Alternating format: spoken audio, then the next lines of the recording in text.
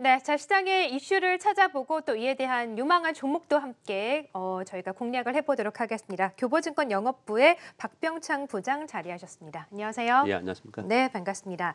자, 먼저 최근 시장 상황부터 좀 여쭤봐야겠죠. 코스피 지수가 계속해서 2,400을 안전하게 넘지 못하는 것 같아요. 그 부근에서 계속해서 좀 하방 압력을 받고 있고 미국 시장도 대선이 있다 보니까 계속해서 변동성 장세가 이어지고 있는데 시장 상황 어떻게 보고 계십니까? 네, 그렇습니다. 네. 지금 말씀하신 대로 2,400포인트 넘어가면 계속해서 매물이 나오고 있습니다. 국내 기관 투자가들이 2,400포인트 위에서 매물을 내놓는 현상이 좀 나타나고 있고요. 사실 전반적인 흐름을 좀 말씀드려 보면은 매도가 아주 강한기보다는 매수세들이 좀 경계 심리에 의해서 약화된 부분이 시장이 주춤하는 그런 특징을 보이겠다 이렇게 말씀드릴 수 있겠고요. 우리 시장만 하더라도 8일 연속 상승을 했죠. 그리고 나서 하락 3일 동안 하락 조정을 보이는 그런 모습을 나타내고 있습니다. 좀 흐름을 본다면 9월에 하락을 했죠. 그리고 나서 또 한번 우리가 우려를 했습니다. 그렇지만 나스닥 기준으로 직전 고점까지 다 올라온 상태이고요. 우리나라의 코스피도 2,400포인트를 넘어서면서 강한 반등을 했습니다. 결국은 이번 반등도 단기적으로 급반등을 했고 그리고 직전 고점으로 와 있는 상태이기 때문에 경계 심리가 작용되고 있는 그런 상황이에요.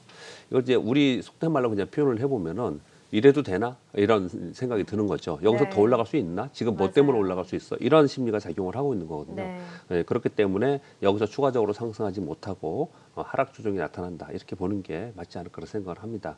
우리 시장도 전체적으로 보면은 아침에만 변동성이 굉장히 크지 오후 들어서는 거래량이 줄면서 좀 변동성이 점차로 주는 그런 네. 모습을 나타내고 있거든요. 여러분들이 그 참고로 뭐 시간이 없으니까 차트까지는 못 보여드리겠지만은 선물 30분 분봉 차트를 보시면 9월 23일서부터 계속해서 아침 변동성 이후에 상승하는 그런 특징을 보였어요. 그러다가 직전 고점 근처까지 다시 오니까 여기서 상승의 힘이 약해지는 그런 모습을 나타내고 있는 것이거든요. 그렇게 전반적으로 볼 때 여기서 이것이 직전 고점을 돌파하고 강하게 상승, 특히 나스닥 같은 경우는 역사적 신고 지수를 돌파하면서 강하게 상승할 만한 상황이냐, 시황 자체가 그런 상황이냐, 그렇게 보지 않는 상황, 지금 시황관이기 때문에 경계 심리와 매물이 나오면서 조정 보인다 이렇게 생각하시면 될 것 같고요. 이후에 어떻게 되는가에 대해서는 좀 이따 다시 한번 말씀을 좀 드려보도록 하겠습니다. 네. 알겠습니다. 그러니까 전반적으로 말씀해 주신 것처럼 정말 최근에 주가가 좀 그동안 빠르게 급하게 많이 올라오다 보니까 이래도 되나라는 심리가 네. 작용을 하면서 소폭 조정을 받는다라는 말씀이 정말 와닿는 것 같습니다. 자, 그러면 앞으로 시장이 어떻게 펼쳐질지 전망을 해봐야 되는데 이제 조금 있으면 연말이잖아요. 네. 연말을 앞두고 두 가지 심리가 존재하는 것 같아요. 유동성의 힘이 워낙에 많고 또 워낙 제로금리에다가 또 경기 회복 기대감이 있으니까 더 갈 것이다 이런 심리도 있지만 네네. 뭐 대선도 있고 또 우리는 양도세 이슈도 있기 때문에 네. 빠질 것이다 이런 하락 심리가 같이 존재하잖아요. 네, 좀 그렇습니다. 어느 것에 좀 무게를 두고 계세요? 예, 지금 네. 이슈에 대해서는 앵커님이 다 설명을 주셨고요. 네. 저는 뭐 증권사에 있는 직원이기 때문에 애널리스트나 매니저나 뭐 부티크의 투자자나 이렇게 만나지 않습니까? 저희들이 회의도 하고 필드에서 실질적으로 느끼는 지금 현재 시황에 대해서 오늘 잠깐 언급을 드려보도록 네. 하겠습니다. 일단 상승 기대 심리도 만만치 않게 있습니다. 그것은 뭐냐면 풍부한 유동성이 계속 지속될 것이라는 거죠. 제로금리와 경기부양 정책이 지금 대기되어 있기 때문에 이 유동성에 의해서 시장은 쉽게 꺾이지 않는다. 오히려 2021년에 더 상승할 수 있다는 심리가 작용되어 있습니다. 그리고 기저효과에 의해서 기업 실적이나 경기 지표가 개선되고 있는 상황이라서 내년도에 대한 경기 회복 시나리오를 지금 생각을 하고 그렇기 때문에 최근에 한 달 동안 여러분 보시면 미국의 경기 부양책의 시황이 왔다 갔다 하는 그런 현상이 나타나는 것이거든요. 네. 그만큼 이제 우리의 시각은 내년도에 경기 쪽으로 옮겨가고 있다는 것을 이제 포커스에 맞추시면 될 것 같아요. 그래서 전반적으로 유동성이 바탕이 되어 있는 상태에서 경기 지표가 좋아진다면 시장은 위쪽으로 더 바라볼 수 있다. 이런 시각이 위쪽으로 바라보는 심리가 상당히 있는 상태예요. 그래서 또 아래쪽으로 하락 쪽으로 얘기하는 사람들이 굉장히 많습니다.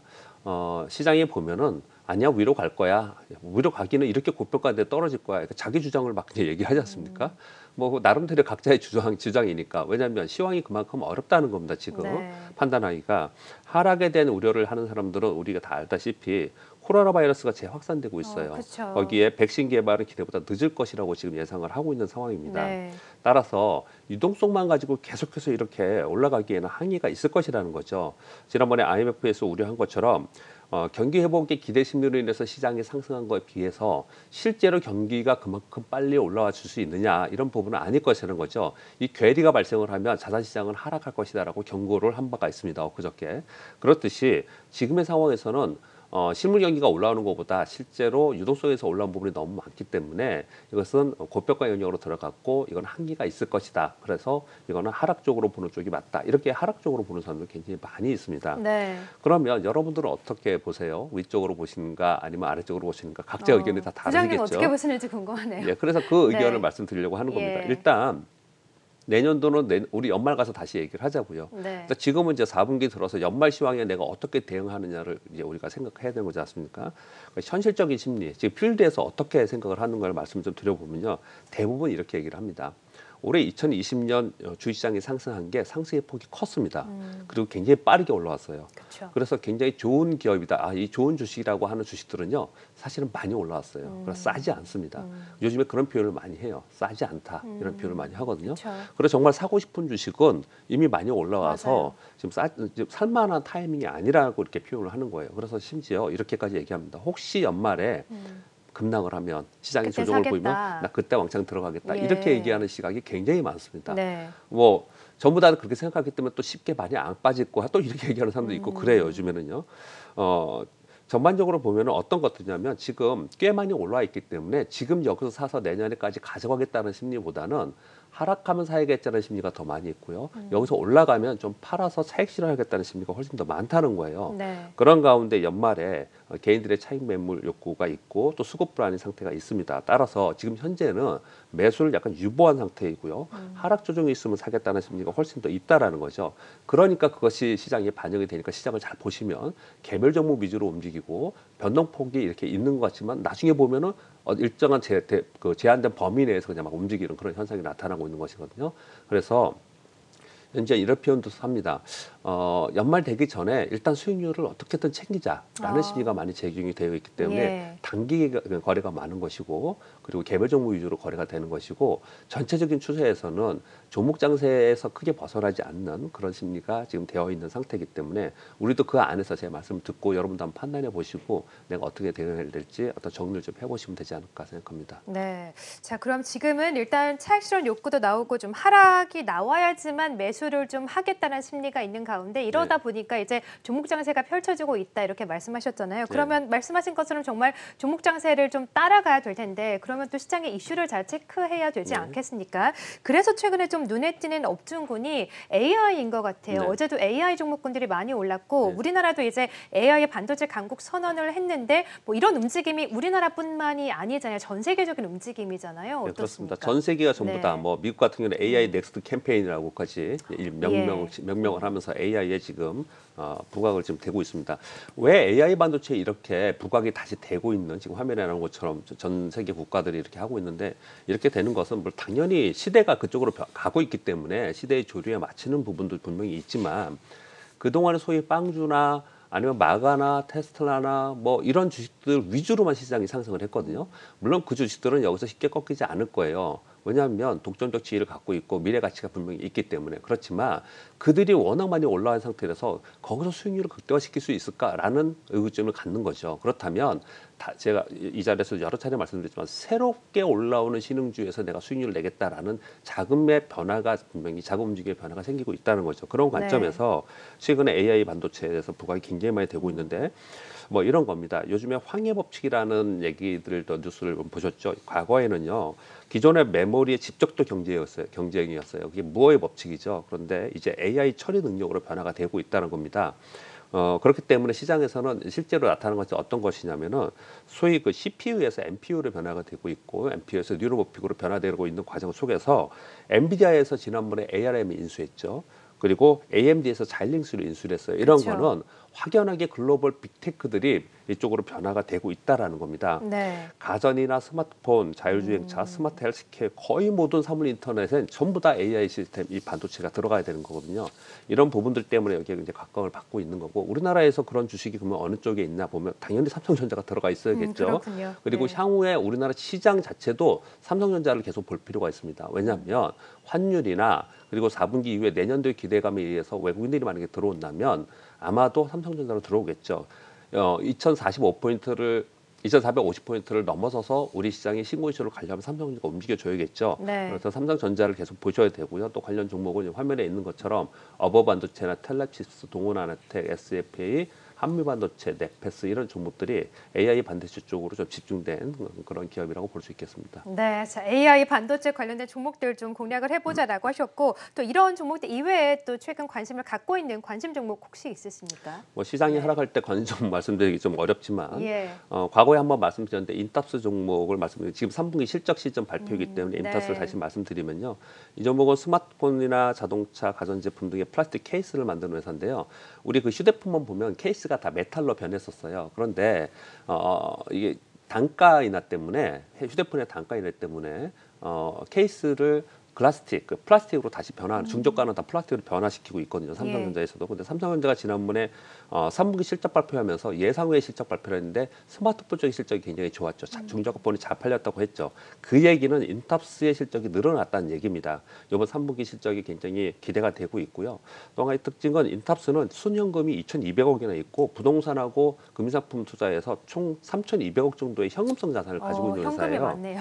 네. 그런데 시총이 지금 현재 2,800억이에요. 예. 현금 자산보다도 낮은 상태에 있거든요. 그러네요. 이런 네. 주식은 뭐 안전 마진이 있는 주식이니까 이런 주식은 관심 있게 볼 필요가 있을 것 같고요. 네. 전에 말씀드렸던 플리토 잠깐 언급을 드리면요. 언어 빅데이터 기업이라고 말씀드렸지 않습니까? 근데 이게 이 아래에 있는 주식은 시장에서 관심을 받아야 되는데 관심에서 좀 벗어나 있으면 좀 소외될 수 있어요. 그런데 최근 들어서 네이버가 클라우드 데이터 샌드박스를 등록을 한다는 이슈와 함께 거래량이 크게 실리면서 시장에서 관심을 받기 시작을 했어요. 그렇군요. 그래서 네. 이런 종목들은 제가 호주의 아펜과 비교를 해드렸는데 이런 종목들은 뭐 저축성으로도 충분히 가져갈 수 있는 성장성 있는 기업이라고 생각합니다. 네, 플리토도 예전에 또 소개해 주셨던 종목인데 앞으로 더욱더 기대가 됩니다. 자, 마지막으로 우리 또 투자자분들을 위해서 투자 팁 하나 말씀을 해주시죠.